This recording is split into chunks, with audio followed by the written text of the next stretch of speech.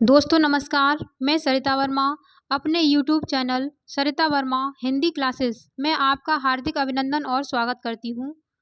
जैसा कि आप सभी लोगों को पता है कि हम गोविंद पांडे और सरस्वती पांडे की बुक से अध्ययन कर रहे हैं, जो Hindi TGT, PGT, net, GRF आदि सभी उच्च स्तरीय परीक्षाओं के लिए महत्वपूर्ण है।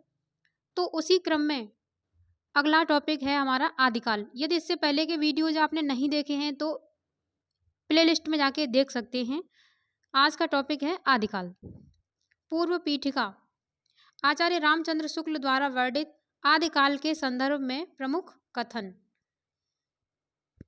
प्राकृत की अंतिम अपभ्रंश अवस्था से ही हिंदी साहित्य का आविर्भाव माना जा सकता है। प्राकृत की अंतिम अपभ्रंश अवस्था से ही हिंदी साहित्य का आविर्भाव माना जा सकता है।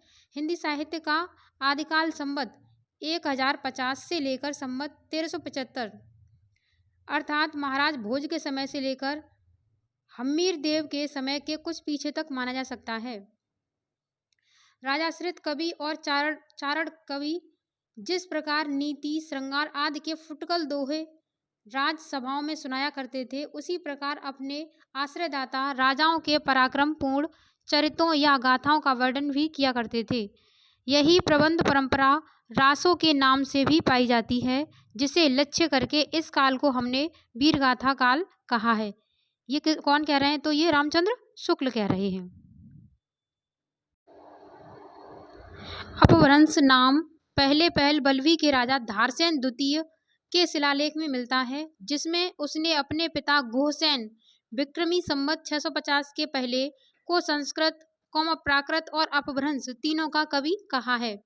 सिद्धों की उद्घृत रचनाओं की भाषा देश भाषा मिश्रित अपभ्रंश या पुरानी हिंदी की काव्य भाषा है। पुरानी हिंदी की व्यापक काव्य भाषा का ढांचा सौर सैनी प्रसूत अपभ्रंश अर्थात ब्रज और खड़ी बोली यानी पश्चिमी हिंदी का था। आध्यात्मिक रंग के चश्मे आजकल बहुत सस्ते हो गए हैं।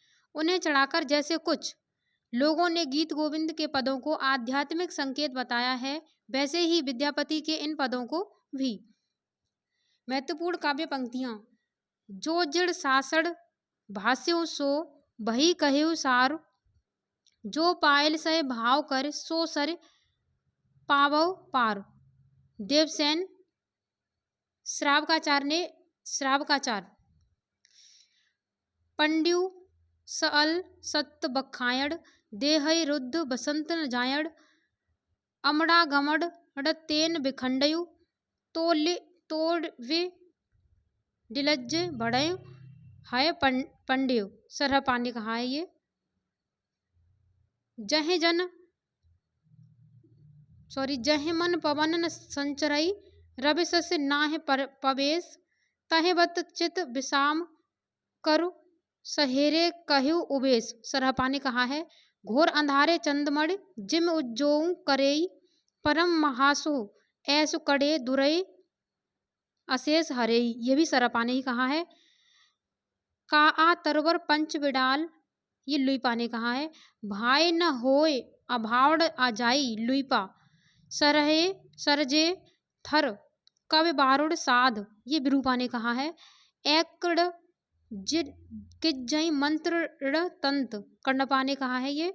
हालो डोवी तो पोछमे सद्भावे, सदगुर पाव पये जायब पुड़ जिड़ौरा, ये कंडपा ने कहा है। भल्ला हुआ जो मारिया, ये हेमचंद्र। पिय संगम कौ निदड़ी, ये हेमचंद्र ने कहा है। गंगा जमुना माझे बहई रे नाई, डोम्भिपा ने कहा है। नगर बाहिरे डोबी तोहरी कुड़िया छई, छोई जाए सो बाहा नाड़िया, ये कंडपा ने कहा है। जिम लोड बिलज्जई पाड़ एहतिम धरड़ी लई चित्त, ये कंडपा ने कहा है। देसिल बैना सब जन मिठा, तैसन जब पाँव अब हट्टा, ये विद्यापति ने कहा है। हिंदू बोले दुरहई निकार, छोटे तरुका भबकी मार, विद्यापति, ये कृत्यलता सा। मनहु कला ससभान कला 1600 भिन्नय बिगस कमलस्त्रिग भ्रमर बैनु खंजन मृग लुट्टिय पृथ्वीराज रासो से।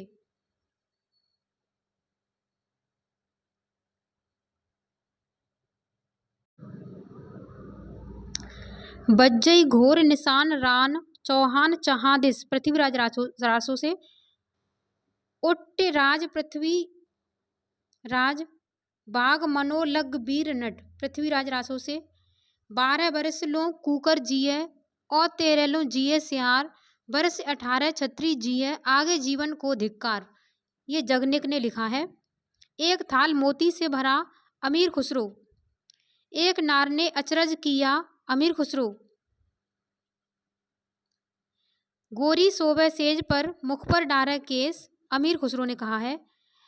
मेरा जोबना नवेलरा भयो है गुलाल, ये अमीर खुसरो ने कहा। अमीर खुसरो की पंक्तियां फिर उन्होंने कहा है। जय हाल मिसकी मकुन तगा फुल दुराय नैना बनाए वतियां, अमीर खुसरो ने कहा है। सरस बसंत समय भल पावल विद्यापति पदावली से। काल कहल पिय सांझ हिरे जायब मई मारु देश विद्यापति पदावली से। महत्वपूर्ण तथ्य। प्राकृत भाष हिंदी का तात्पर्य है प्राकृत की रूढ़ियों में बहुत कुछ बद्ध हिंदी। कवि विद्यापति ने 2 प्रकार की भाषा का प्रयोग किया है। नंबर 1 पुरानी अपभ्रंश का, नंबर 2 बोलचाल की देसी भाषा का। गाहा या गाथा कहने से प्राकृत का बोध होता है। दोहा या दूहा कहने से अपभ्रंश या लोक प्रचलित काव्य भाषा का बोध होता है। भरत मुनि विक्रम तीसरी सती ने नाट्य शास्त्र में अपभ्रंश नाम न देकर लोक भाषा को देश भाषा ही कहा है। अपभ्रंश या प्राकृत भाष हिंदी की रचना विक्रम की 7वीं शताब्दी से होने लगा था।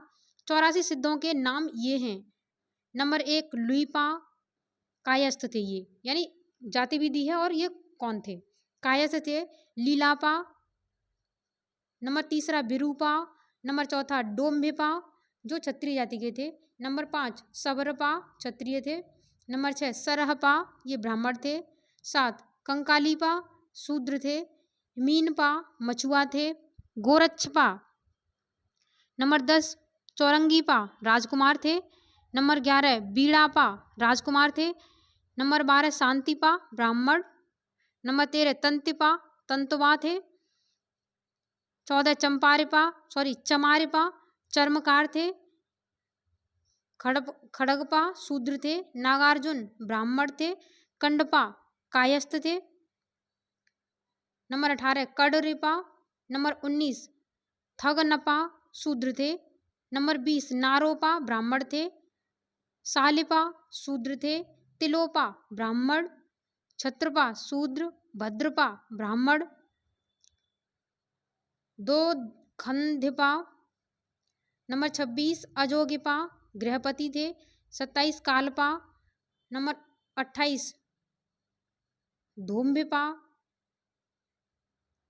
धोबी थे, नंबर 29 कंकड़पा राजकुमार, नंबर 30 कमरिपा, 31 डेंगिपा ब्राह्मण,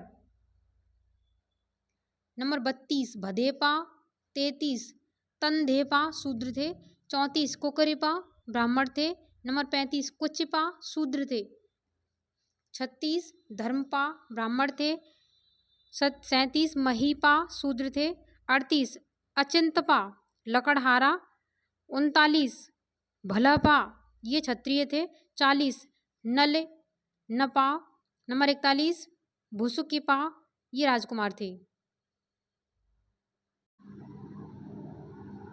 इंद्रभूति राजा थे, मैकोपा बड़िक थे, बड़िक बनिया को बोला जाता बड़िक, 44 कुठालिपा, 45 कमरिपा लोहार थे, जालंधरपा ब्राह्मण थे, राहुलपा शूद्र, मेदनीपा, 49 धर्मरिपा, 50 धोकरिपा शूद्र थे, 51 पंकजपा ब्राह्मण थे, 52 घंटापा क्षत्रिय, 53 जोगीपा डोम थे, 54 चेकुलपा शूद्र, 55 गुंडरिपा चिड़ीमार थे, चिड़ीमार, 56 लुचकपा ब्राह्मण थे, निर्गुणपा शूद्र, 58 जयानंत ब्राह्मण, नंबर 59 चरपटीका कहार, नंबर 60 चंपकपा, नंबर 61 भिखनपा शूद्र थे, 62 भलीपा कृष्ण घृत बड़िक, कुमरिपा चबरिपा, 65 मणिभद्रा योगिनी गृहदासी, 66 मेखलपा योगिनी गृहपति कन्या, 67 कनपलापा योगिनी गृहपति कन्या, 68 कनकलापा शूद्र, 69 कांतिलीपा दर्जी, 70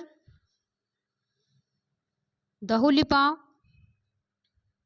शूद्र, उदलिपा वैश्य, 72 कपालपा शूद्र, 73 किलपा राजकुमार, 74 सागरपा राजा, सर्वभक्षपा शूद्र, 76 नागबोधिपा ब्राह्मण, 77 दारिकपा राजा, 78 पुतलिपा शूद्र, 79 पनहपा चमार, 80 कोकालिपा राजकुमार, 81 अनंगपा शूद्र, 82 लक्ष्मीकरा योगिनी राजकुमारी, 83 समुद्रपा, 84 भलिपा ब्राह्मण।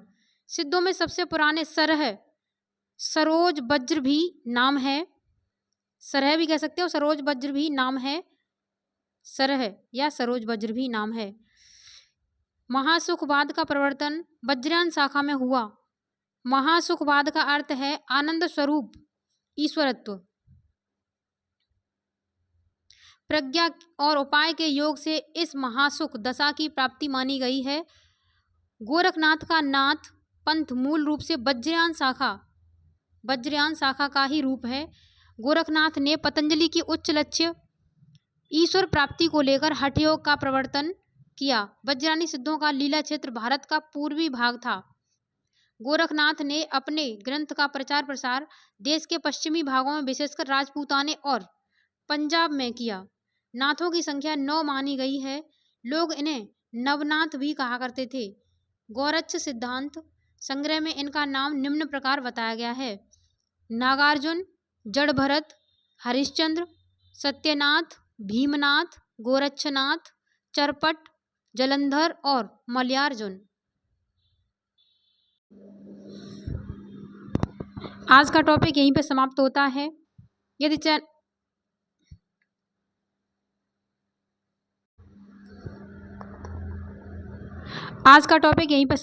है। यदि वीडियो पसंद आया हो तो चैनल को लाइक करिए और चैनल को सब्सक्राइब कर लीजिए। चलिए मिलते हैं अगले वीडियो में किसी और टॉपिक के साथ। तब तक के लिए जय हिंद, जय हिंदी।